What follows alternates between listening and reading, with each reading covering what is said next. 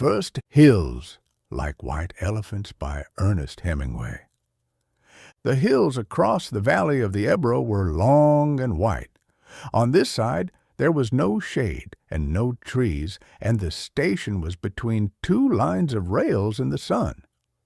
Close against the side of the station there was the warm shadow of the building, and a curtain made of strings of bamboo beads hung across the open door into the bar to keep out flies.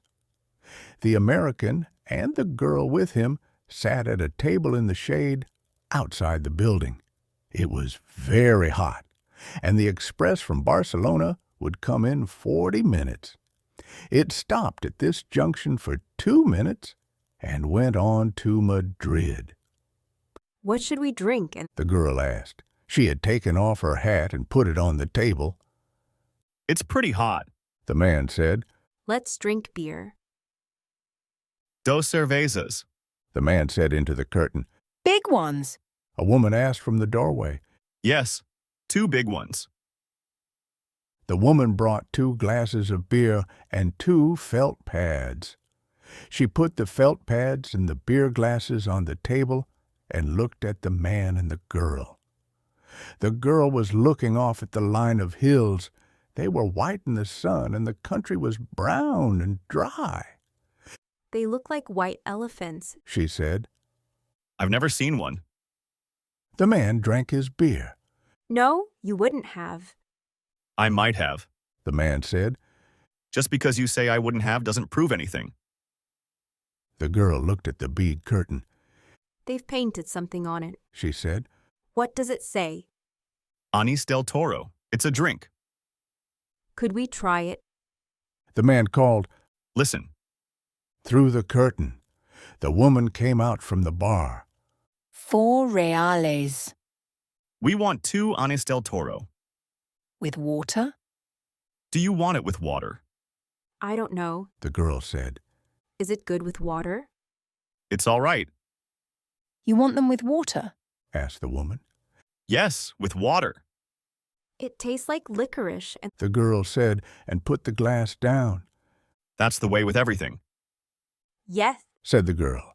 everything tastes of licorice, especially all the things you've waited so long for, like absinthe.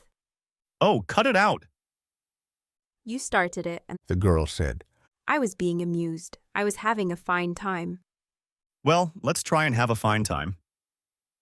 All right, I was trying. I said the mountains looked like white elephants. Wasn't that bright? That was bright. I wanted to try this new drink. That's all we do, isn't it? Look at things and try new drinks. I guess so. The girl looked across at the hills. They're lovely hills. She said. They don't really look like white elephants. I just meant the coloring of their skin through the trees. Should we have another drink? All right. The warm wind blew the bead curtain against the table. The beer's nice and cool. The man said. It's lovely, and The girl said. It's really an awfully simple operation, Jig. The man said. It's not really an operation at all. The girl looked at the ground the table legs rested on. I know you wouldn't mind it, Jig. It's really not anything. It's just to let the air in. The girl did not say anything. I'll go with you, and I'll stay with you all the time. They just let the air in, and then it's all perfectly natural. then what will we do afterward? We'll be fine afterward, just like we were before. What makes you think so? That's the only thing that bothers us. It's the only thing that's made us unhappy. The girl looked at the bead curtain, put her hand out, and took hold of 2 of the strings of beads. And you think then we'll be all right and be happy? I know we will. You don't have to be afraid. I've known lots of people that have done it. So have I. Said the girl. And afterward, they were all so happy. Well, The man said. if you don't want to, you don't have to. I wouldn't have you do it if you didn't want to. But I know it's perfectly simple. And you really want to. I think it's the best thing to do. But I don't want you to do it if you don't really want to. And if I do it, you'll be happy, and things will be like they were, and you'll love me? I love you now. You know I love you. I know, but if I do it, then it will be nice again if I say things are like white elephants, and you'll like it. I'll love it. I love it now, but I just can't think about it. You know how I get when I worry. If I do it, you won't ever worry. I won't worry about that because it's perfectly simple. Then I'll do it, because I don't care about me. What do you mean? I don't care about me. Well, I care about you. Oh, yes, but I don't care about me. And I'll do it, and then everything will be fine. I don't want you to do it if you feel that way. The girl stood up and walked to the end of the station. Across, on the other side, were fields of grain and trees along the banks of the Ebro. Far away, beyond the river, were mountains. The shadow of a cloud moved across the field of grain, and she saw the river through the trees.